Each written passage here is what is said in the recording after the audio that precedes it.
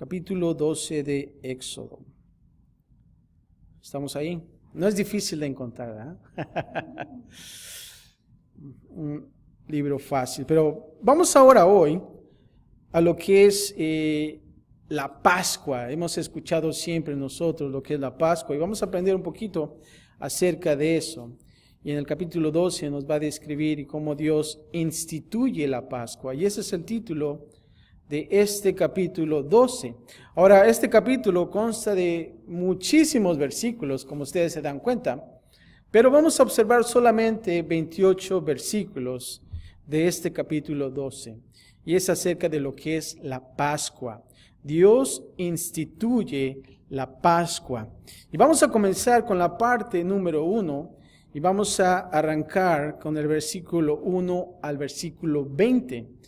Y como todo vamos a ver primero las instrucciones de la Pascua.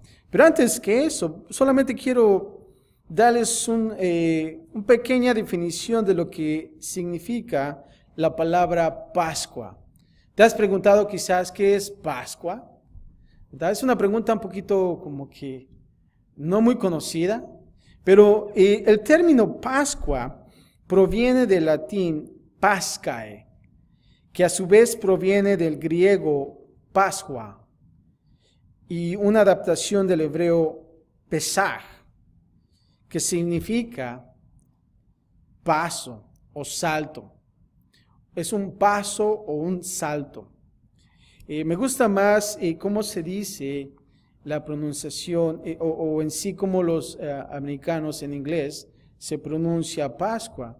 Ustedes han escuchado lo que se llama el Passover, ¿no? El paso, o sea que pasa sobre, es como un salto, ¿no? Un paso. Y vamos a ver qué podemos entender de esta definición que les doy. Solamente les quería dar esta definición de lo que es Pascua, de dónde viene la palabra Pascua, ¿verdad?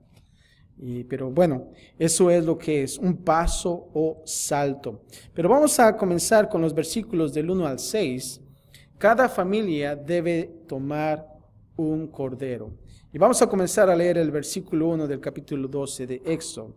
Y voy a leer de la Reina Valera y dice así: Habló Jehová a Moisés y a Aarón en la tierra de Egipto, diciendo: Este mes os será principio de los meses. Para vosotros será el primero en los meses del año. Ahora en el versículo 2 dice: Este mes os será principio ¿de qué? De los meses. Ahora la liberación venidera sobre Egipto era un hecho tan significativo que Dios le dijo a los hijos de Israel, en pocas palabras, que rehicieran el calendario. Es como si, un ejemplo, Dios dijera: ¿saben qué, guys? ¿Saben qué, iglesia de Costa Mesa, Talita Kumi? Vamos a rehacer el calendario. No va a ser mayo, ¿qué? 13. Vamos a comenzar enero 1, ¿no? Y eso era, el rehacer el calendario. Y solamente era un ejemplo. Ahora, el nuevo año ahora empezaría con el mes de su redención sobre Egipto. Era una forma dramática de decir que todo debía cambiar. Todo debía, ¿qué? Cambiar. Un cambio. Y es importante entender eso. Ahora el versículo 3 dice así: Hablad a toda la congregación de Israel, diciendo: En el 10 de este mes, tómese cada uno un cordero según las familias de los padres, un cordero, ¿por qué? Por familia. ¿Cuántos de ustedes han visto un corderito? Son bonitos, ¿no? A mí me gustan mucho. Me acuerdo que en México, en la ciudad, tenía un chivo, un cordero también. Y era bonito, ¿verdad? Imagínense la mera ciudad, tener un cordero y un chivito. Pero era hermoso. Son hermosos los corderos. Ahora aquí cuando dice: hablad a toda la congregación de Israel. Ahora esta es la primera vez en el Pentateuco, los 5 primeros libros de la Biblia, que sería un término técnico, el cual describía a Israel en un sentido religioso, y el cual se usa el término de iglesia, como dicen en el griego, eclesía. Esta es la palabra congregación. Cuando decimos la congrega, es la congregación, la eclesía en esta palabra, en el Nuevo Testamento. Ahora, cuando dice aquí también, tómese cada uno un cordero. En el día 10 de este mes, cada familia o casa debía tomar un cordero, como lo leemos ahí, sencillo. Y el cordero, interesante, escucha, el cordero, debía de vivir con la familia por los 4 días hasta la Pascua, en el 10 de este mes, y lo guardaréis hasta el día 14 de este mes. O sea que son, ¿qué? 4 días, ¿no? De esta manera, ¿saben qué? El cordero se volvía parte de la familia. Qué bonito es. Para el tiempo en que era sacrificado en el día 14, ¿saben lo que pasaba? El cordero sería querido y lamentado. Dios requería el sacrificio de algo precioso. Y sí es cierto. Yo me acuerdo que siempre mi padre me llevaba a la ciudad o al pueblo de Puebla. Y a mí me gustó mucho un corderito. Y yo le dije a mi mamá cuando regresé a la ciudad, ¿sabes qué, mamá? A mí me gustaría tener un corderito aquí en la casa. Y digo, oh sí, wow, interesante, ¿verdad? Después de un mes quizás, me acuerdo que mi papá vino en una camioneta. ¿Y qué creen que traía atrás de la camioneta? Un corderito. Y saben que mi boca se llenó así de sonrisa, así como diciendo, wow, no lo creo. Sí lo trajo, ¿no? Y el corderito estuvo ahí en la casa. ¿Y qué creen que pasó? Llegó el tiempo que tenía que ser sacrificado. Y eso sí me dolió con todo el corazón. No es cierto, hasta la fecha no, pero ya se me olvidó porque ya cuando me comí los tacos, pues ya se me pasó ese lamento, ¿verdad?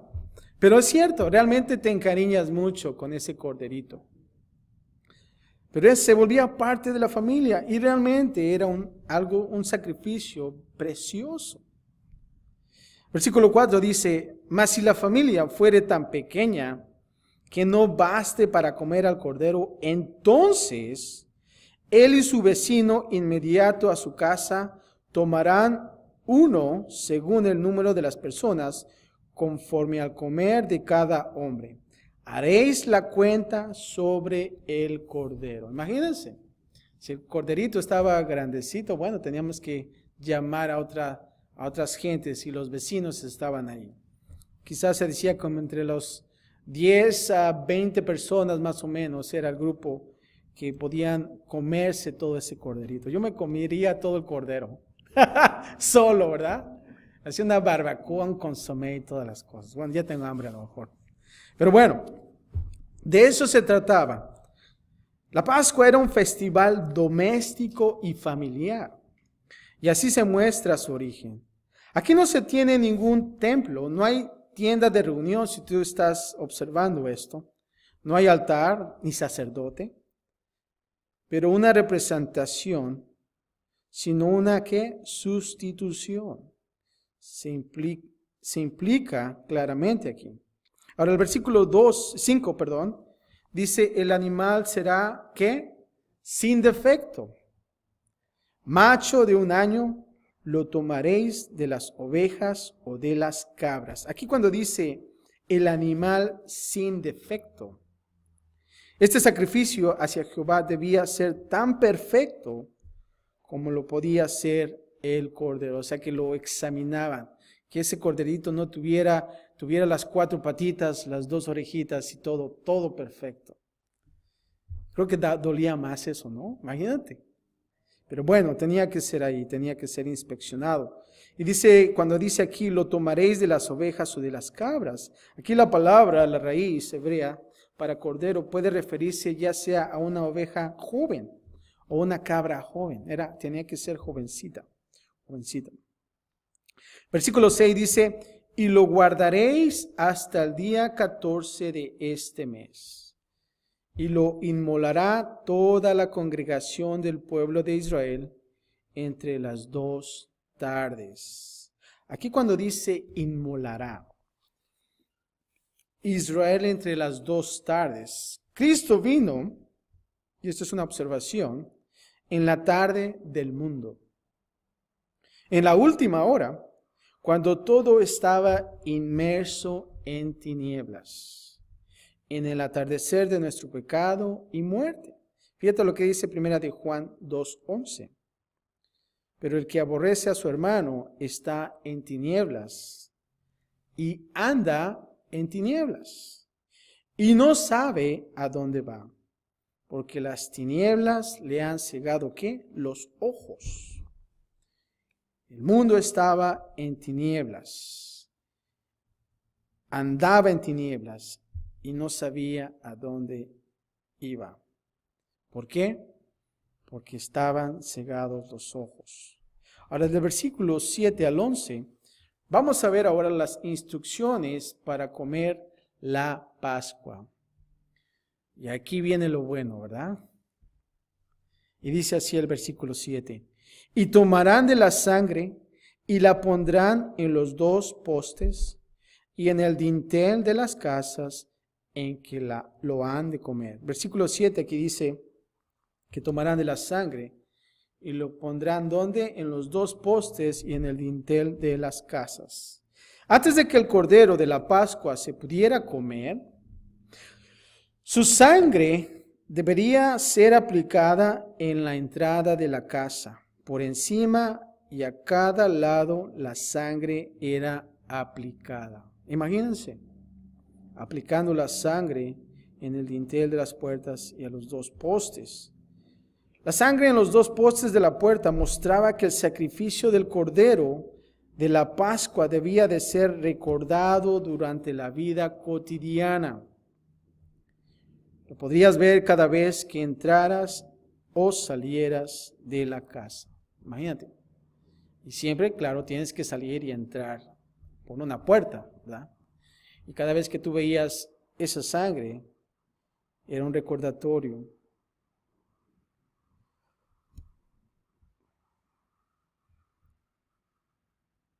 Ahora, la sangre en los 2 postes de la puerta mostraba que el sacrificio del Cordero de la Pascua debía ser recordado siempre. Ahora, la única parte de este sacrificio que se le daba a Dios, ¿qué era? La sangre. Ese era lo único, la pura sangre. Y el resto observamos en los siguientes versículos, que es del 8 al 10, y fíjate lo que dice. Y aquella noche comerán la carne asada al fuego, y panes sin levadura, con hierbas amargas lo comerán. Ninguna cosa comeréis de él cruda. No tenía que estar, ¿qué? Crudo. ¿A ustedes les gusta la comida cruda? No, ¿verdad? La carne tampoco. Bueno, aquí dice que ninguna cosa comeréis de él cruda. Y dice, ni cocida en agua, sino asada al fuego. Eso está suave, ¿no? Una asadita. Su cabeza con sus pies y sus entrañas. Versículo 10 dice, ninguna cosa dejaréis de él hasta la mañana. Y lo que quedare hasta la mañana lo quemaréis, ¿dónde? En el fuego. Ahora, aquí en el versículo 10 dice que ninguna cosa dejaréis de él hasta la mañana. El cordero de la Pascua debía ser comido completamente. Yo sí me comería todo, ¿verdad? Aunque me empachara, pero a mí me gusta mucho el corderito. Cada vez que estaba leyendo esto, se me antojaba mucho. Pero bueno, pero no tenía que quedar nada. Bueno, lo que sobraba dice que quemarías en el fuego. Ahora una familia debía de consumir totalmente el sacrificio. Ahora la idea de comerlo todo implica que uno debe que tomar todo. Y no debe guardar algo del rescate para después, si lo podemos decir así. Era por ese momento, justo ahora, que uno debía de recibirlo todo sin pensar que uno podía tener un bocado ahorita y venir por otro bocado cuando uno quisiera. Debemos tomar todo de Jesús, no solamente las partes que nos complacen. Eso es lo que nosotros podemos aplicar en nuestra vida como cristiano. Debemos de tomar ¿qué? Todo. Y eso es importante. No solamente las partes que nos complacen. Versículo 11 dice, y lo comeréis así, ceñidos vuestros lomos, vuestro calzado en vuestros pies, y vuestro bordón en vuestra mano. Y lo comeréis, ¿cómo? Apresuradamente. Es la Pascua de Jehová. Ahora, a mí se me hizo muy interesante cómo es que dice que lo tienes que comer ceñidos vuestros lomos, con el calzado. Y hay un significado aquí. Ahora, aquí dice el cordero se podía comer, pero solamente si había sido asado al fuego, como lo observamos. Para lo cual el cordero debía entrar en contacto con ¿qué? Con el fuego, y se acompañaba el alimento con ¿qué? Con hierbas amargas. ¿Ustedes han probado las hierbas amargas? Son realmente no muy placenteras, pero bueno. Ahora aquí observamos que el cordero de Pascua no era inmolado solamente para ¿qué? Para mirarlo. Este se tenía que comer. Y nuestro Señor Jesucristo no fue inmolado solamente para escuchar, hablar y pensar en Él, sino para ¿qué? Para que nosotros nos podamos alimentar de Él. Importante eso. Ahora aquí cuando dice ceñidos vuestros lomos, ¿tú has escuchado esta palabra, esta frase, ceñidos vuestros lomos, cuando Pablo escribió, ¿se acuerdan en Efesios? Pero fíjate, ceñirse los lomos, el significado es este. Significa recoger los extremos de las vestiduras en una faja para caminar libremente y rápido. Ceñir los lomos en la Biblia representa la actitud de estar listos, preparados para salir o actuar. En aquellos entonces, los hombres no usaban pantalones como ahora, hoy en día, ¿verdad? Ellos usaban como unas faldas quizás. Y cuando ellos se ceñían esa prenda de vestir, era para que quizás tenían que estar en acción, trabajando en el campo, haciendo una labor. Pero aquí cuando dice que ceñirse los lomos, se tenían que subir esa faldita y hacerse como un chorcito, ¿verdad? Tenían que fajársela. Ahora, es importante, si te das cuenta, que ellos tenían que hacer esto cuando ellos estuvieran comiendo el cordero. Y esto representa, como lo he dicho, una actitud de ¿qué? De estar listos. Debemos nosotros de estar listos, y más adelante vamos a entender más esto, preparados para salir o actuar. Es como si cuando en las mañanas vas a trabajar, sales ya rápido, ¿verdad? Ni te puedes ya sentar, porque ya se te hizo tarde. Pero se te antoja un huevito y, hijo, te lo haces en menos de 5 minutos, ¿verdad? Y estás haciendo un taco y estás ahí parado en la cocina, quizás. A lo mejor solamente yo, ¿verdad? Pero eso era, ya estabas listo para salir. Ya tenías toda tu ropa y ya estabas listo para salir de tu casa. Bueno, es como un ejemplo aquí. Ellos tenían que estar listos, ceñidos los lomos, calzado en vuestros pies, vuestro bordón en vuestra mano. Y aquí implica que debemos tener nuestra mente lista para actuar como hijos de Dios. Eso es, nosotros debemos estar listos en nuestra mente. Mas si todavía estamos en esclavitud, si todavía estamos viviendo como vive el mundo, ¿saben qué? Es hora de que nosotros nos ciñamos, nos ajustemos y estemos listos dentro de nuestro entendimiento. Fíjate lo que dice 1 de Pedro 1:13. Por tanto, ceñid los lomos de vuestro entendimiento. Aquí Pedro lo dice un poco más claro. Sed sobrios y esperad por completo en la gracia que se os traerá cuando Jesucristo sea manifestado. Ahora, el Cordero de Pascua debía ser comido en fe, confiando que la liberación prometida de Israel estaba presente. No nos olvidemos de lo que está pasando con Moisés y el pueblo y el faraón. ¿Qué estaba pasando en las plagas, verdad? Ya estaba listo, ya se había anunciado la muerte del primogénito. Y el faraón, con una dureza de corazón, no quería. Pero aquí está. Ahora, el mantener la Pascua era esencialmente por fe. Fíjate lo que dice Hebreos 11:28. Por la fe celebró, en este caso Moisés, la Pascua y la aspersión de la sangre para que el que destruía a los primogénitos no los tocase a ellos. Está en Hebreos, fíjense la historia. Ahora, aquí cuando dice también, es la Pascua, ¿de quién? De Jehová. En el versículo 11 dice, es la Pascua de Jehová. Ahora, la Pascua era de Jehová en el sentido de que Él la proveyó.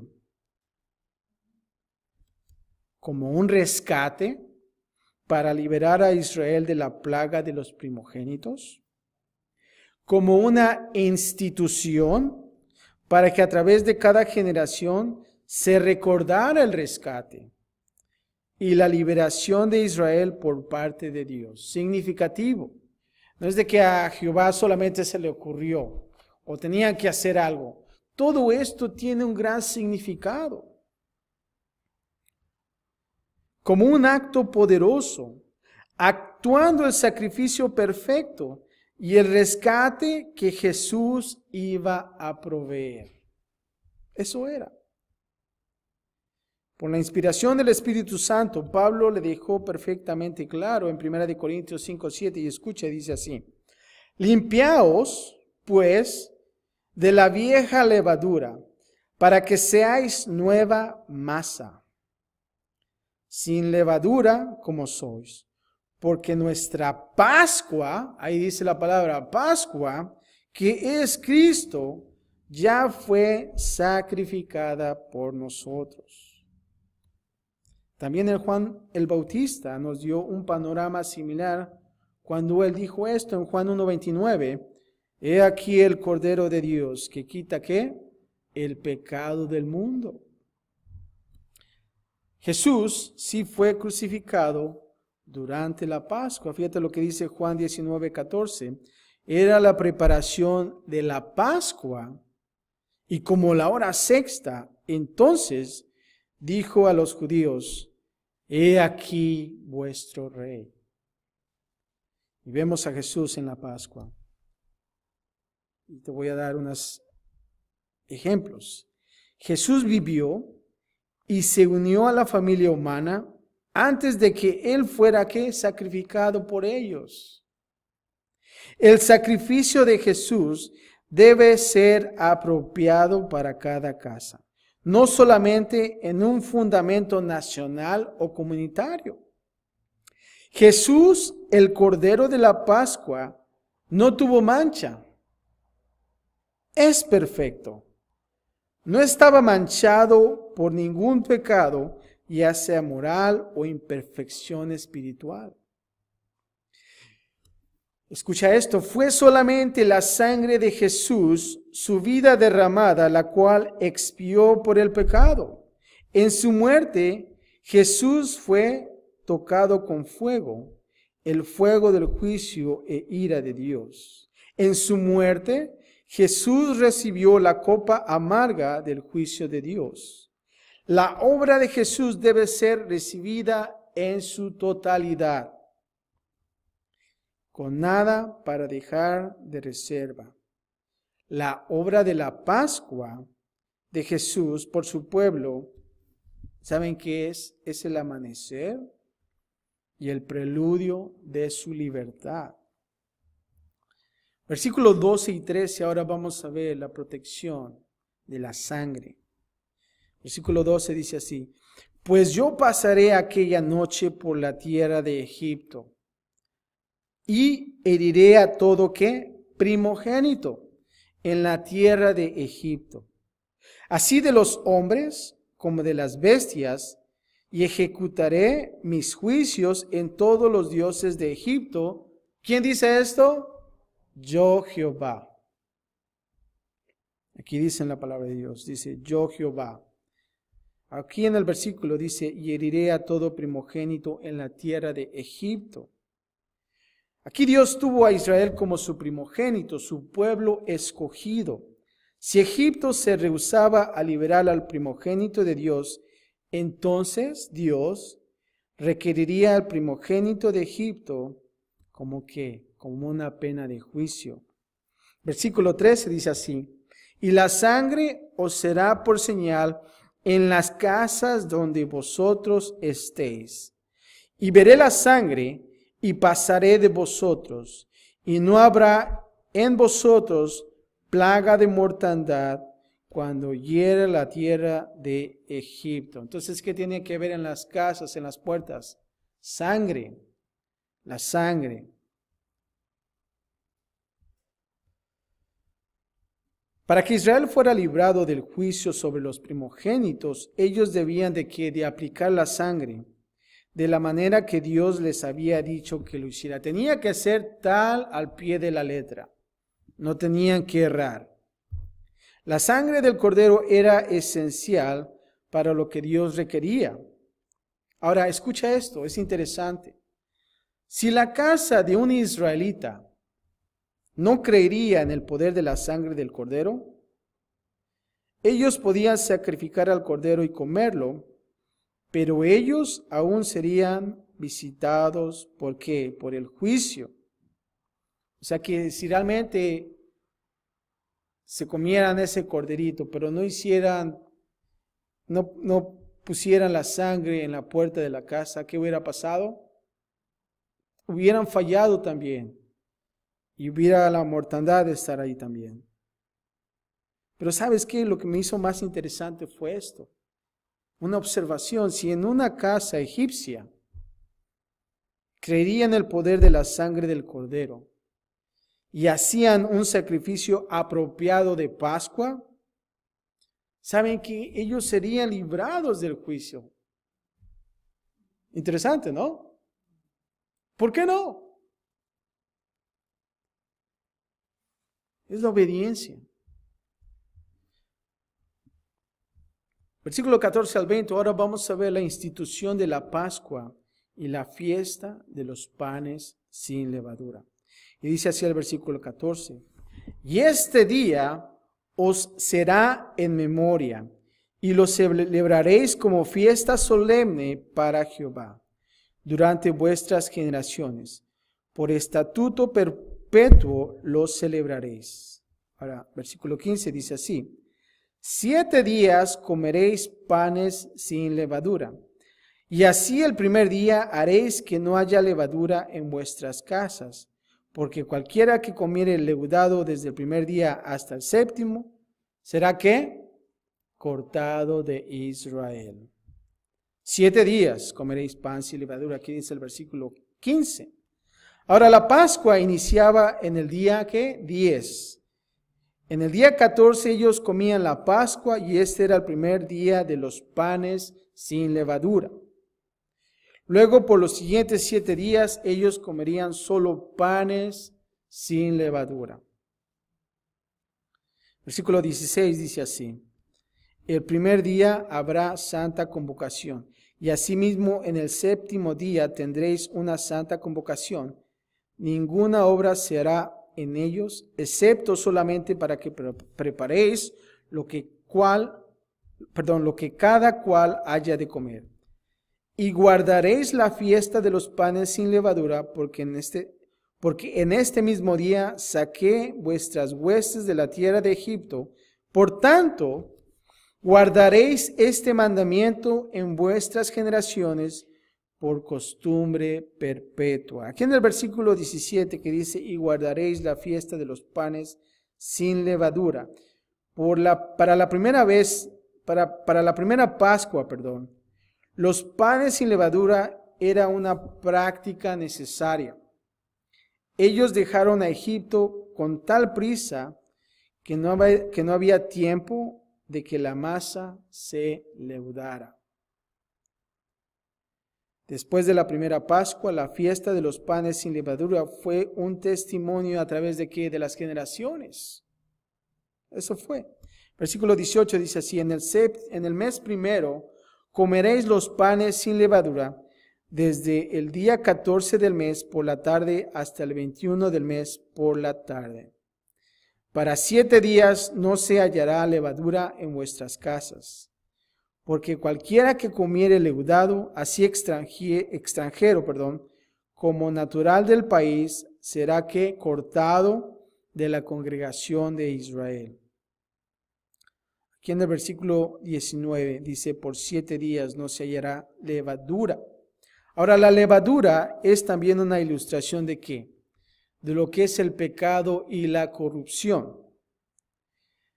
Debido a la manera que la levadura influye en todo bulto de masa y también porque la levadura infla la masa, porque eso es lo que hace, ¿verdad? Nos esponja. Aún el orgullo y el pecado hace que nos esponje, ¿verdad? Y a veces te dicen, no te esponjes, ¿verdad? Nos hace que crezcamos en nuestro ser. Significativamente, Dios lo llamó a que caminaran sin levadura. Eso es lo que quiere decir. Después de su liberación inicial de Egipto. Ahora, simbólicamente, ellos eran llamados a una vida de pureza moral, ante el Señor. Versículo 20 dice que ninguna cosa leudada comeréis. En todas vuestras habitaciones comeréis pan sin levadura. Eso es lo que significa. Ahora, en la parte número 2, del versículo 21 al 28, vamos a observar a Moisés dirigiendo al pueblo a observar la Pascua. Ya Dios dio las instrucciones cómo debía hacer todo, y ahora vamos a ver la ejecución. Vamos a ver del versículo 21 al 23. Moisés está convocando a los ancianos. Él ya recibió la instrucción, ahora tiene que pasar esa información aquí, a los ancianos, para que todo se haga al pie de la letra. Y vamos a ver qué dice el 21. Y Moisés convocó a todos los ancianos de Israel y les dijo, sacad y tomaos corderos por vuestras familias y sacrificad la Pascua. Y tomad un manojo de hisopo y mojadlo en la sangre que estará en un lebrillo, y untad el lintel y los 2 postes con la sangre que estará en el lebrillo, y ninguno de vosotros salga de las puertas de su casa hasta la mañana. Eso es muy importante, muy importante. Ahora, ¿cuántos de nosotros conocemos el hisopo? ¿Has escuchado esa palabra, el hisopo? Bueno, este es el hisopo. No sé si ustedes han observado el hisopo. Es bonito, fíjate. Yo pensé que era algo así muy amargoso, ¿no? Como que. Pero es interesante, es bonito el hisopo. Creo que hasta en el rancho había, ni siquiera me daba cuenta, ¿verdad? Pero ahí está el hisopo.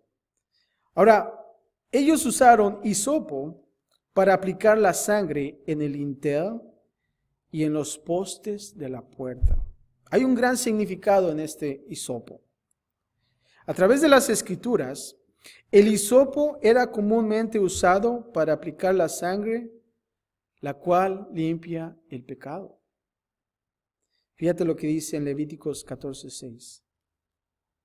La ceremonia para la purificación de la lepra, se usaba un hisopo para aplicar la sangre. Fíjate lo que dice Números 16:6. El hisopo era echado en medio del fuego donde ardía la vaca para el agua de purificación. En Números 19:18 más adelante decía que el hisopo era usado para aplicar el agua de purificación también. ¿Y sabes qué? David, en su gran salmo de arrepentimiento, ¿se acuerdan? ¿Saben lo que dijo él en Salmo 51:7? A través del sacrificio se ve al hisopo como un instrumento de purificación. Cuando dijo, purifícame con hisopo y seré limpio. El hisopo también estaba relacionado con el gran sacrificio de Jesús por el pecado. Juan 19:29 nos habla de cómo se le ofreció a Jesús vinagre para beber en la cruz. ¿Se acuerdan? Bueno, la esponja mojada era en realidad un bulto de hisopo. Y eso es. Versículo 23 dice, porque Jehová pasará hiriendo a los egipcios. Y cuando vea la sangre en el dintel y en los dos postes, pasará Jehová aquella puerta y no dejará entrar al heridor en vuestras casas para herir. Así es que ese es el ¿qué? El salto, el Passover, el paso. Y no hería a la gente dentro de esa casa. Esa era la Pascua. Ahora, del versículo 24 al 27, vamos a ver la Pascua como una ordenanza para ser guardada. Y dice el 24 así, guardaréis esto por estatuto para vosotros y para vuestros hijos. ¿Para qué? Para siempre. La liberación de la Pascua no sería solamente para ellos, sino también para sus hijos y para todas las generaciones que venían más adelante. Ahora, la Pascua era la más grande obra de redención realizada en el Antiguo Testamento, en conjunto con la cruz.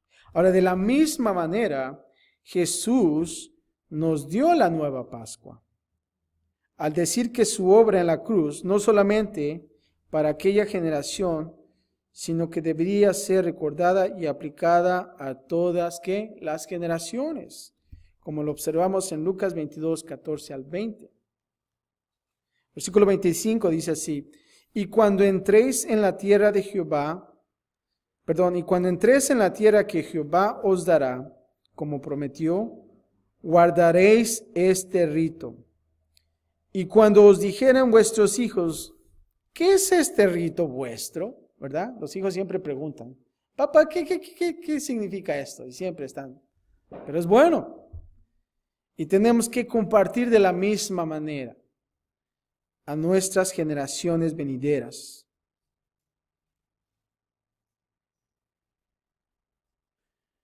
En el versículo 27 dice, vosotros responderéis, es la víctima de la Pascua de Jehová. Ahí está la respuesta.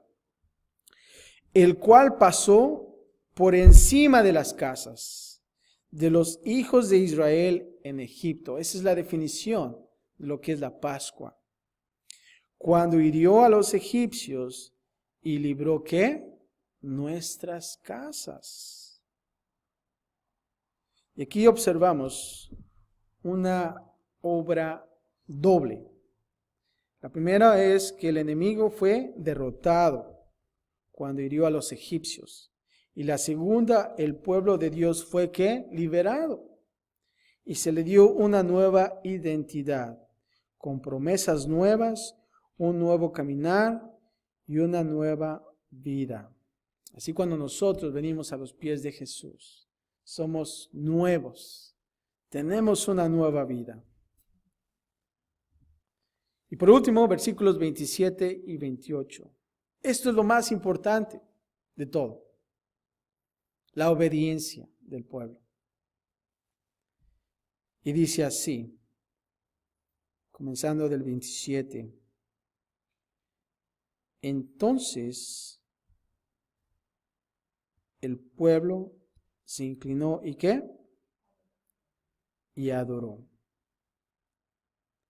Ahora, aquí vemos una reacción inmediata de Israel a este anuncio antes que ocurriera. Fue que el de adorar. Si tú te das cuenta, ellos honraron a Dios, quien Él dijo que haría todas estas cosas por ellos. Versículo 28 dice, y los hijos de Israel fueron e hicieron puntualmente así, como Jehová había mandado a Moisés y a Aarón. Y estas eran las palabras más importantes de todo el pasaje. ¿Cuáles fueron? Subraya esto. Y los hijos de Israel fueron e hicieron puntualmente así. Puntualmente así. Vemos aquí cómo Dios en su maravilla hace todo esto, esta instrucción de la Pascua. El pueblo de Dios hubiera fallado si realmente ellos no hubieran obedecido, ¿no lo crees? Si realmente ellos no hubieran llevado a cabo todo esto, tal y como Dios lo había dicho, ellos hubieran muerto, el primogénito hubieran muerto, ¿verdad? Y eso es muy importante. Y nosotros nos podemos preguntar, si algún israelita sufrió bajo el juicio de los primogénitos debido a que no creyeron ni obedecieron, ¿qué piensas? Imagínate. Puede que sí. O también nos podemos preguntar si algún egipcio fue librado del juicio debido a que creyeron y obedecieron. ¿Tú qué piensas? Quizás. Y esto es lo más importante de la Pascua. Que nosotros podamos ser, ¿qué? Obedientes. Hacerlo de acuerdo a lo que dice la palabra de Dios.